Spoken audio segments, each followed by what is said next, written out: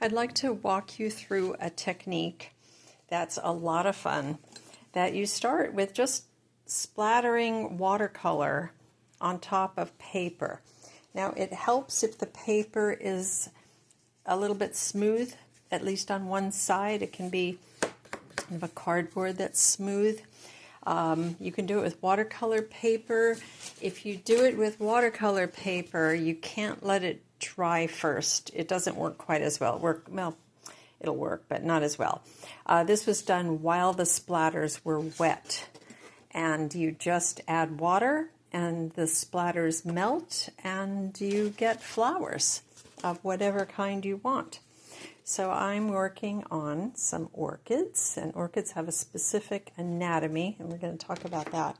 So I might not show up until I paint, but I've drawn out two orchids in pencil. You can just barely see it. Okay. Sometimes it helps if you have sort of a circular dot that you can work with. And orchids have this main, see how it just melts? This is dry. This watercolor is dry. And it just melts when you add plain water. Keep a paper towel or tissue handy in case you need to blot it up. Maybe I want the flower to be whiter.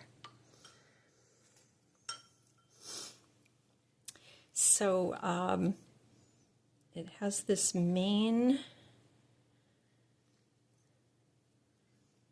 it's kind of like the landing pad for, you know what, it's looking so good with light. I'm going to make this a whiter one and let the background be darker. And it's got two side petals. And leave some of the dots because a lot of orchids have those dots. And then I'm going to go the other side. There are green orchids, which is why this is going to work very nicely. And then the sepals are three sepals, and they're behind. They look like petals, but they're not. Orchids come in so many different shapes. And they're not always pointed, but I made mine pointed on this one. And they're just three, they look like petals. They sit behind the two petals and then this lovely little landing pad that I'm going to emphasize with dots. I'm going to just add the dots back in so that it shows. And then the other one. Every time you do this, it will come out different because of the splatters. Now I'm going to go ahead and blot this one because I think, yeah, that looks better. It shows up against all of the splatters on the background. So I'm going to leave that one and move to the next one. So I'm going to start with the main one here. I'm just going to dot around to my drawing. Then I'm going to do the side petals. An orchid only has two petals. It's so interesting.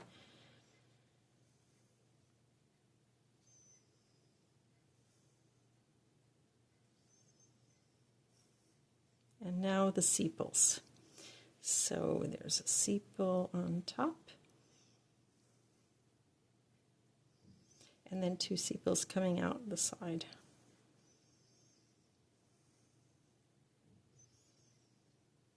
You can also pick watercolor up and move it if you need to make this part darker.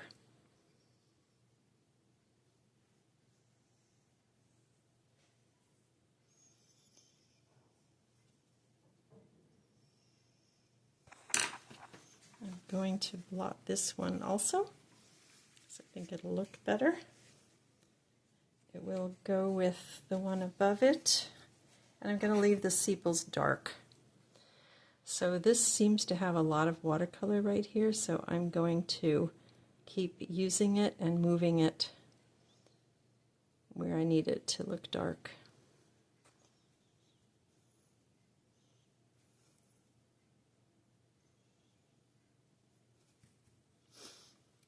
This could use a little emphasis here. I think I'll find some green that I can move. And then get some green dots here so that, they both kind of look like they're in the same family. You can add stems afterwards. You can add buds. You can also let it dry, and you can go back into it with more color if you need, if it needs a little something.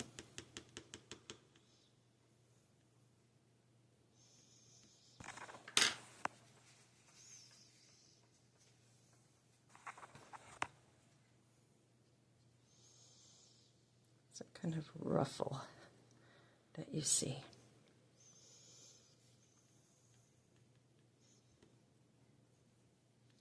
Just a little extra. So.